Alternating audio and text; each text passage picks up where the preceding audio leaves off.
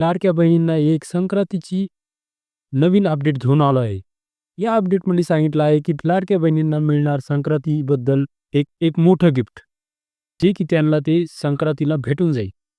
या दिवाळीत भाऊबीज म्हणून सरकारने लाडक्या बहिणींना मोठं गिफ्ट देण्याचे ठरवलं आहे, असं आम्हाला सूत्रानुसार कळले आहे.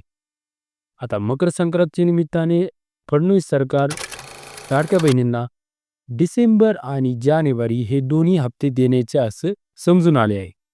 म्हणजेच आता लाडक्या बहिणीच्या खात्यात ₹3000 लगेच जमा होण्यास सुरुवात होईल असे बी नमूद केले आहे.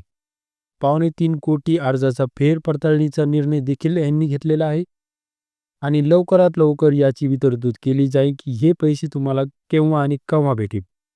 बघा, जर पाहिलं झालं तर संक्रांतीच्या आधीच तुम्हाला ₹3000 मिळून जातील आणि हे लाडक्या बहिणींना संक्रांतीचे गिफ्ट म्हणून दिले जाते.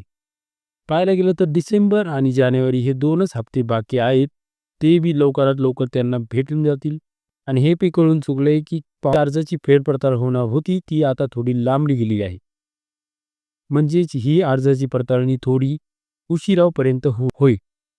आता सध्या ज्यांनी अर्ज केलेले आहेत त्यांना सर्वच लाडक्या बहिणींना लाभ मिळणार आहे. तो पण या संक्रांतीपर्यंतच.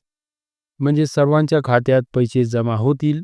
ज्या लाडक्या बहिणी अपात्र आहेत त्यांचे अर्ज बाद करण्याच्या बाबतीत आणखीन काही निर्णय घेतलेला नाहीये.